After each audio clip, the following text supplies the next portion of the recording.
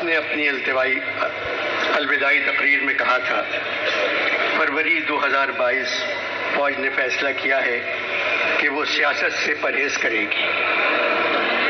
بہت اچھا فیصلہ ہے۔ اس کا مطلب ہے 74 برس فوج نے سیاست سے بدپرہیزی کی۔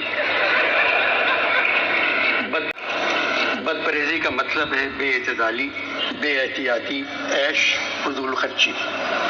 ایسا نہیں ہونا چاہیے تھا۔ فوج ہماری ضرورت ہے کیونکہ ہمارے پڑوسی بہت خراب ہیں، ہم بھی کچھ زیادہ اچھے نہیں۔ اسی لیے فوج کبھی سرحد کی طرف دیکھتی ہے، کبھی اپنے ملک کی طرف، پھر سوچتی ہے میں ادھر جاؤں یا ادھر جاؤں، بڑی مشکل میں ہوں، میں کدھر جاؤں، پھر ادھر آ جاتی ہے۔ پاکستان کی 60% آبادی غریب ہے اور 40% آبادی فوج ہے۔